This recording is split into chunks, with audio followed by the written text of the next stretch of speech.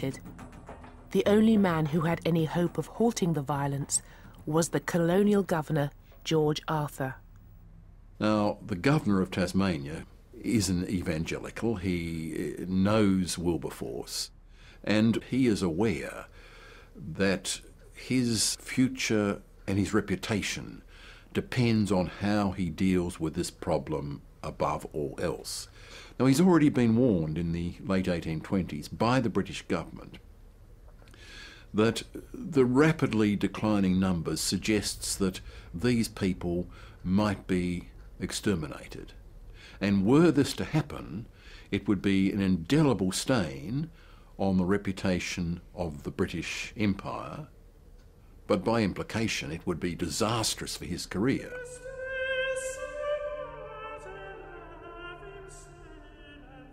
Governor Arthur set out to save the Aboriginals from the violence of the settlers, and to convince them of his good intentions, he produced a poster that was attached to trees in their homelands. It showed a fantasy of interracial unity. The poster spoke of British justice, promising equality before the law. The white killer of an Aboriginal would be hanged. If an Aboriginal killed a settler, he would be hanged. The poster also propagated the lie that the British wanted to integrate with the Aboriginals. It was both a fiction and a complete failure, because out in the bush, the killings on both sides continued. And in 1830, Governor Arthur embarked upon a new policy. He ordered the army to sweep across the area of European settlement in an attempt to capture the remaining Aboriginals. He offered a bounty for every Aboriginal taken alive, but the operation was a complete failure. Only 2 were captured, an old man and a young boy.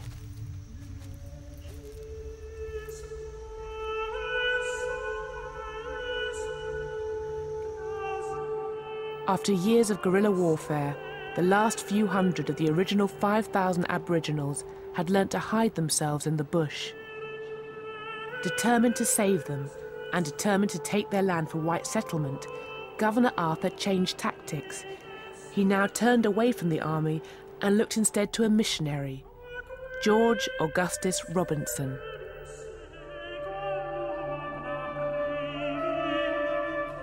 He was the leader of a band of Aboriginal converts and was now hired to go into the bush and bring in the remaining Aboriginals. Robinson took a message that the government wanted to come to some sort of an agreement, a negotiation, a peace treaty. And that is, I believe, undoubtedly the way the Aborigines saw it. They too saw this as a way to end a conflict which they had realised they could never win. They could never get rid of the Europeans. If they stayed and fought, they would be wiped out.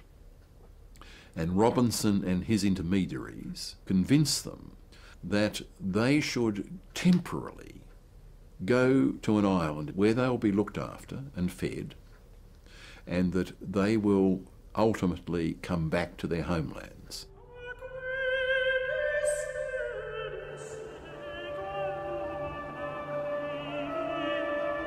The island was called Flinders Island, and 300 Tasmanian Aboriginals who had been collected by Robinson were transported here.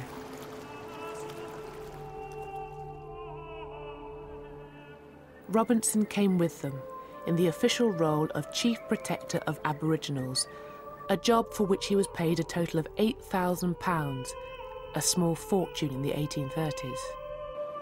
A settlement was constructed for them, complete with houses, farmland and a chapel. Robinson called it Point Civilization, and a local artist was brought in to paint the portraits of the last of the Tasmanians.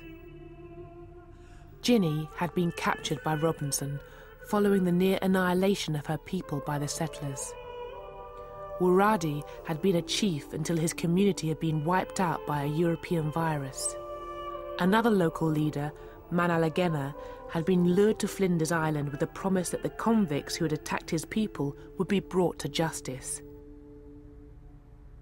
And there was Truganini, whose husband had been murdered in front of her. All of them had seen their culture almost wiped out. What little was left, Robinson now set out to erase.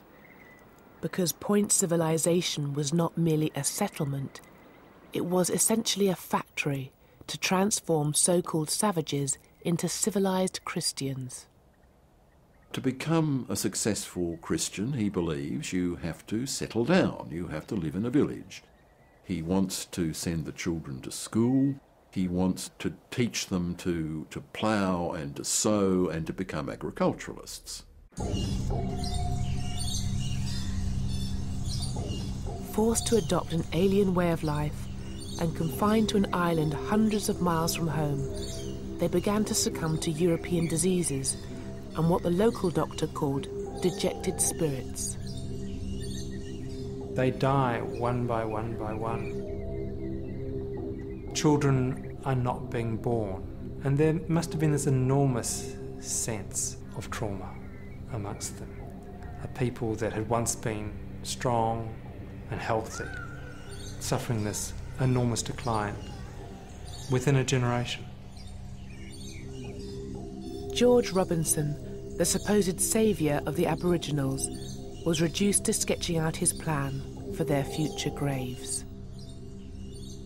Frequently, he cries with the mourners, he weeps himself, he's so moved by their fate. But ultimately he says, well, it is better that they die here, having learnt the message of the Gospels rather than be killed in the bush by the settlers. He finds a way to ease his own conscience, so that Robinson's own beliefs, you see, protect him against a full accounting of what he was partly responsible for.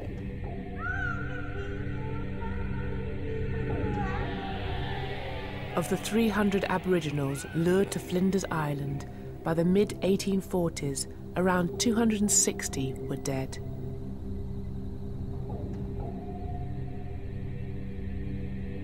Ginny, Manalagena and Wiradi had all succumbed.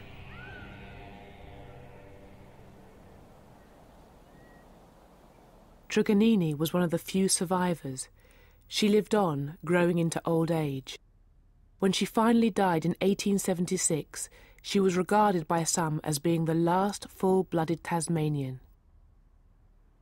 A people whose story could be traced back 10,000 years had, within the span of a single lifetime, been almost exterminated.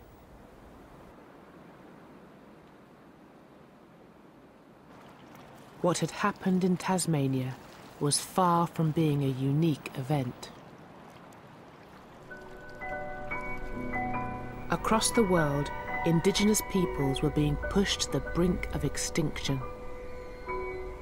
In the South African Cape, the Khoisan peoples had been driven from their land, enslaved and killed in their thousands by British settlers and the Boers. The same forces had also attacked the ancient San Bushmen of the Kalahari, hunting them down as if they were animals. In Newfoundland, the native Beothuk peoples had been completely wiped out by Europeans. And in South America, wars of extermination sanctioned by the Argentinian government were raging against the Pampas Indians. Everywhere, it seemed, white settlers were destroying indigenous peoples.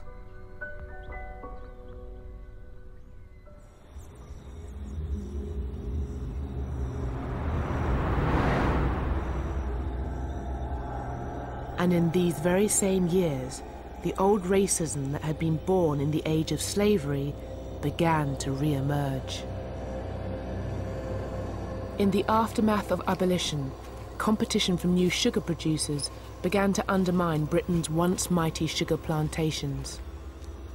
And as their estates rotted, the former slave owners began to blame their ruin on the people who had once made them rich. When the Caribbean plantations started to lose money in a big way, they fell back to the stereotype of the lazy Negro.